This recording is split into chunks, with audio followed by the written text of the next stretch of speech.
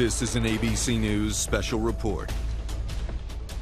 Hi, I'm Diane Macedo. We are coming on the air because President Trump is at the Pentagon marking the 24th anniversary of the September 11th attacks. Let's listen to the president.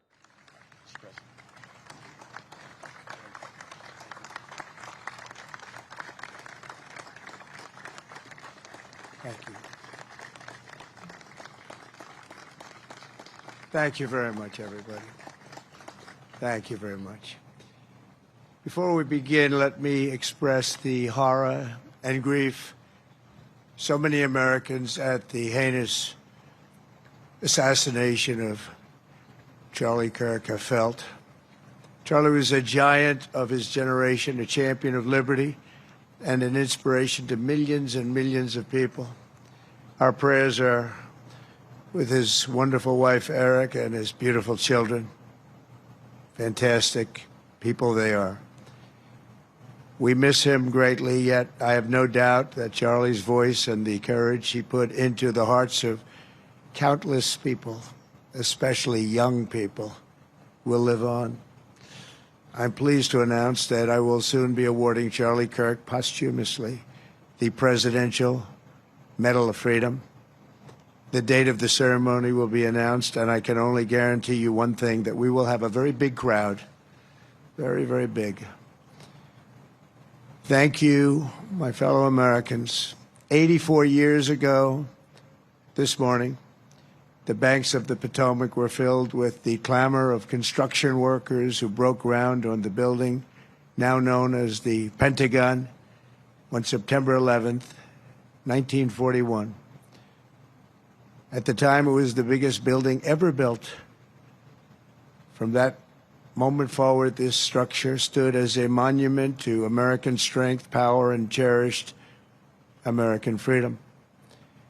Exactly 6 decades later, on September 11th, 2001, those same walls, built with the sweat and muscle, blood of our parents and grandparents, were scarred by flame and shaken by terror as our country came face to face with pure evil.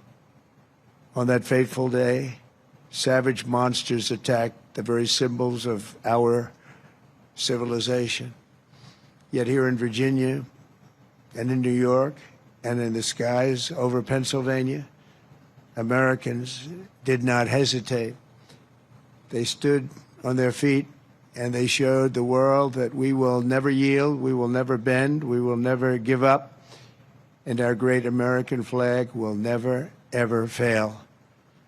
That terrible morning 24 years ago, time itself stood still. The laughter of school children fell silent. The rush of our traffic came to an absolute halt.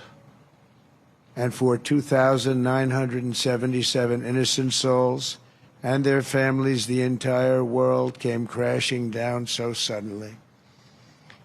In the quarter of a century since those acts of mass murder, 9/11 family members have felt the weight of missed birthdays and empty bedrooms, journals left unfinished, and dreams left unfulfilled. To every member that still feels a void every day of your lives, the First Lady and I unite with you in sorrow. And today, as one nation, we renew our sacred vow that we will never forget September 11th, 2001. Amid the horror of that morning, some used cell phones and office lines to whisper their final words to those who mattered most. They whispered indeed. At 8:59 a.m. aboard United Flight 175, Brian Sweeney called his wife, Julie. He told her, "Do good. Go have good times. I totally love you. I'll see you again. I'll meet you up there." 4 minutes later, his plane hit the south tower of the World Trade Center. At 9:12 a.m. aboard American Airlines Flight 77, Renee May called her mom. Just the day before, Renee had learned that she was 7 weeks pregnant, but she never got the chance to share the news. She simply said, "I love you, Mom."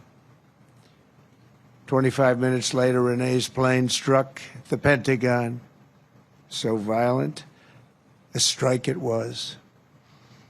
At 9:53 a.m. aboard United Flight 93, Elizabeth Waineo called her stepmom. They're getting ready to break into the cockpit. What do? I love you so much. They're going to break in. 10 minutes later, Flight 93 ended in the hallowed field near Shanksville, Pennsylvania. At 10:25 a.m., Tom McGinnis was trapped on the 92nd floor of the North Tower when he told his wonderful wife, Elena, on the phone, there are people jumping from the floors above us. If we get out of here, it'll be a total miracle. I love you, darling. Take care of Caitlin, beautiful daughter. 3 minutes later, the tower fell. Out of the ash, we witnessed the awesome power of that incredible love. We've seen it rise again. Out of the wreckage, we watched unbelievable courage suddenly take form. And out of the darkness, we saw the timeless truth of American character shine for the world to see. In America, we take blows, but we never buckle. We bleed, but we do not bow. And we defy the fear, endure the flames, and emerge from the crucible of every hardship stronger, prouder, and greater than ever before. Last year, we were a dead country. Now we have the hottest country anywhere in the world. In New York, there were heroes like Chuck Costello, a 46-year-old elevator mechanic and a member of the Knights of Columbus. He selflessly ran into the World Trade Center to free people trapped in the elevators. His body was not found until the following January, deep under the debris. While going through his belongings, Chuck's widow, Mary, a phenomenal woman, discovered a personal prayer written in his own words, "Help me to light the way for those in the dark, and when I enter the darkness, let me not panic, but patiently wait to remember the light." Beautiful words. When the time came, Chuck ran boldly into the darkness of hell on earth, and now he shines in the light of heaven above. We remember him this morning. That day we learned that the American heroic spirit was all around us. We saw it in the police officers, the great firefighters, the service members here at the Pentagon, and in the hearts of every American who answered history's call. One such hero was Army Sergeant First Class Steve Workman, who was on the edge of the impact zone when this incredible Pentagon was hit. He was right there. After leading hundreds of people to escape routes, Steve turned back and plunged into the inferno itself. Pushing through the debris, he came upon a severely burned Navy lieutenant, the only survivor from the Navy Command Center. Only one. The wounded lieutenant looked into Steve's soul and said, "Don't let me die." Steve replied, "I won't. I've got you. Just hang on." He wheeled the lieutenant out of the wreckage on the back of a maintenance cart before getting in the ambulance and taking him to Walter Reed Hospital. That man Steve saved, Lieutenant Kevin Schaefer, went on to join the elite team of CIA operatives who located Osama bin Laden. Steve, you're an American hero. We appreciate it. We appreciate what you've gone through. Please stand. Please stand. Where are you? Oh, good-looking man. You're a good-looking guy. You remember that day. You remember that day. Good. Thank you very much, Steve. That was something. That was something. In the years that followed, America's warriors avenged our fallen and sent an unmistakable message to every enemy around the world. If you attack the United States of America, we will hunt you down and we will find you. Go all over this sometimes magnificent earth. We will crush you without mercy and we will triumph without question. That's why we named the former Department of Defense the Department of War. It will be different. We won the First World War. We won the Second World War. We won everything before that and in between. And then we decided to change the name. Well, now we have it back to where we all want it. Everybody wanted it. Everybody is so happy to have it back. You will fail and America will win, win, win. The enemy will always fail. 24 years have passed since that Tuesday morning in September, and an entire generation of Americans have come of age in a totally different world. While they cannot remember the agony of that day, they are carrying on the legacy of those who lost. Around 8:30 a.m. on the morning of the attacks, Army Lieutenant Colonel Kip Taylor sent an email to his friends and family describing the joys of fatherhood and his excitement for the upcoming birth of his unborn son. He wrote, after you have kids, there are days that you just get going and you say, "Hi, honey, I'm home." What we do until that moment pales in comparison, but just that little statement, "Hi, honey," so American, so beautiful. But that's really the point of it all, isn't it? An hour after he sent that email, Flight 77 flew into Colonel Taylor's Pentagon office and claimed the life of a very proud father and true patriot. 6 weeks later, on October 25th, 2001, Colonel Taylor's son, Luke, was born. Luke then tragically lost his mom to cancer when he was just 2 years old, leaving him to be raised by his father's brother. As a young boy, Luke asked his uncle about the folded flag on the bookshelf, and when he learned about his dad's decades of devotion to the Army and the horrors of September 11th, that's when he learned. Luke carried that memory with him and joined the ROTC as a college freshman. He graduated just last year, and I'm pleased to say he is with us today as a second lieutenant and doing very well. He's rising quickly in the infantry, preparing for Army Ranger School. The spitting image of his dad, they say, Luke says that every time he puts on a uniform, he feels connected to his father and to our country. But it was a father he never knew. Luke, your parents are together in heaven, and they could not be prouder of the man that they have produced. They produced you. Those two great people produced you. Luke, please stand.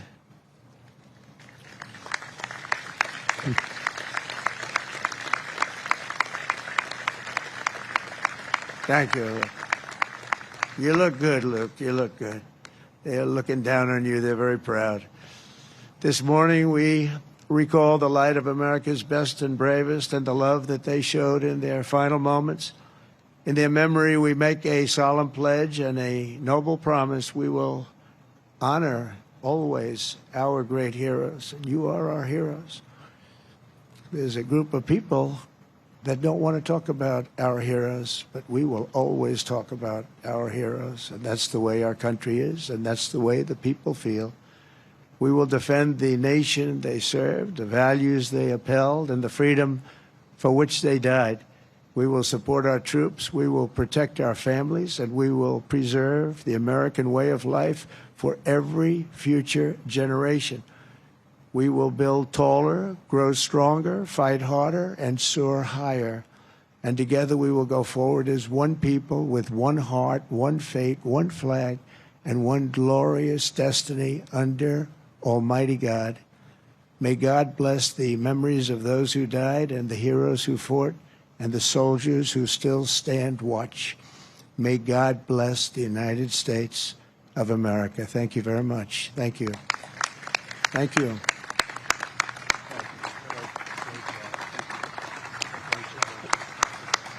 We're watching President Trump there marking 24 years since the September 11th attacks at the Pentagon. The president described the attacks the day our country came face to face with pure evil, and we heard the president describing harrowing accounts of what some of the victims told their loved ones that day. I want to bring in our chief White House correspondent, Mary Bruce, because Mary, obviously the president here is talking about how difficult that day was for this country, but he's also saying that was the day Americans showed the world that we will never bend, never yield, never give up, and never fail. Yeah, and Diane, the president hailing what he described as the heroic spirit of America that was all around us on that day 24 years ago. The president, as you noted, recounting and honoring the lives lost, talking about some of those painful final moments, and valiantly speaking about those who stepped in to help others on that day. The president, talking about the importance of those little moments in life, just saying, honey, how was your day? Honey, I'm home. Those little moments that now, unfortunately for so many, were taken away on that day. It is worth noting also, Diane, that this ceremony is taking place today in a bit of a different environment, of course, actually taking place in a different location inside the courtyard at the Pentagon rather than where it usually has been held in years past at the memorial there at the Pentagon, perhaps a reflection of the heightened threat environment in this country given the horrific tragedy that we saw unfold yesterday. And Mary, about that, the president also opened by saying a few words about Charlie Kirk, the conservative activist who was shot and killed yesterday. And the president now says he'll be honoring him with a special medal. Yeah, the president says he's going to be giving Charlie Kirk the Presidential Medal of Freedom. Of course, that is the highest civilian honor in this country. The president speaking about the horror and grief of this targeted killing of his dear friend and close political ally. Trump talking about how he is confident that his message, that his voice will continue to grow, especially his influence among young people with whom he had this amazing, very large movement that Charlie Kirk was the leader of. And of course, I think it is important to remember that on this day every year, as we honor the lives lost, this is a chance for the country to also remember the ideals of this country, what this country stands for. And Charlie Kirk in many ways embodied the First Amendment. He is someone who relished political discourse. He enjoyed challenging his opponents, trying to persuade them. And he was gunned down yesterday while exercising that very right. And that is something that is deeply, deeply concerning for Americans of all parties. And stands as a stark reminder of the importance to continue to fight for and defend those American ideals that the president was just speaking about. And in the aftermath of 9/11, such a big focus on people coming together. So many are now looking to see if we can do that again as a country. And I want to bring in ABC's chief investigative correspondent, Aaron Katersky, who's down at Ground Zero in Manhattan, where those planes hit the Twin Towers 24 years ago. Aaron, how are they recognizing, how's New York City recognizing 24 years since the 9/11 attacks? The solemn recitation of names that were killed at Ground Zero, Diane, continues for several more hours. There are church services here in the city and in suburban communities that lost so many people working in the World Trade Center. By this time, 24 years ago, the South Tower of the World Trade Center had fallen and lower Manhattan was fully engulfed in smoke with black clouds rising into the New York skyline, like what the writer Pete Hamill called an evil genie over Manhattan. The North Tower would fall at 10:28 a.m. Eastern Time, just a short time from now, 24 years ago. And by now, it was already clear to then President Bush that the United States had come under attack. But the focal point is on the names, on the people who were killed in this spot and who are still being killed 24 years later. Diane, New York City lost 343 firefighters on 9/11, but in the 24 years since, more than 400 firefighters have been killed due to illnesses they contracted while working in the recovery and rescue efforts. We heard the president today renewing that promise that we will never forget what happened on 9/11. Aaron Katersky for us, thank you. And our thanks to Mary Bruce. Our coverage continues on ABC News Live and abcnews.com. Right now, we'll return to your regular programming. For some of you, that's Good Morning America. And David Muir will be here with the entire team for World News Tonight. I'm Diane Macedo in New York. Have a great day. This has been a special report from ABC News.